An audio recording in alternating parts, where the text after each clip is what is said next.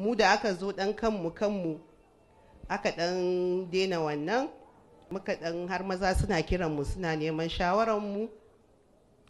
To yanzu an zo ku kuma zamanin ku, kuna so duk abin da namiji zai yi sai kun sani, ina zai je, shi da waye, a ina yake, yana ofis ma ba ku barin shi, ku ta tura mishi message, me kake yi, kai da waye, waye.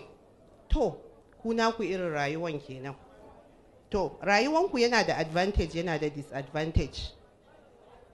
If you want to know too much, duk abin da miji yayi in ya fita, ki ta tura mishi message, ki ta tura mishi waye, to ba zai da yi missing ɗinki ba, because kin ishe shi tun yana waje. Amma idan kina ɗan jan aji kaɗan ki rinka matsa mishi da message, baka yi waya ba tun ɗazu ka fita, he will get tired. Wanda kafin ya zo ki shirya abinci, ki sa tularen wuta, ki yi wanka, ki shafa tulare, in yana shigowa ki big smile ki ce mishi sanda zuwa. It's the best one. Namu na ɗan daɗin kamar ya fi amfani.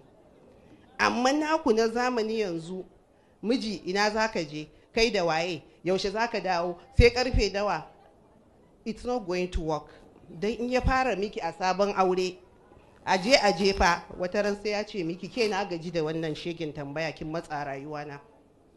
Ki rinka dan jan aji, kin ji? Ki rinka dan jan aji, in ya fita ki ce mishi bye bye, I will miss you, ki bar shi ma ya missing ɗinkin. And me, you will have to learn how to balance the two, being a mother and being a wife. Kakki aihu ki zo kuma a rinka manta wancan bebin farko, ai ta kula da sabon bebi. Dole fa za ki balance, rabi a bawa bebi babba, rabi a bawa bebi karami. To shi babban bebin ya mafi jinjirin, saboda shi attention da yake nema sai zo ya fi na jinjirin. So dole ki balancing.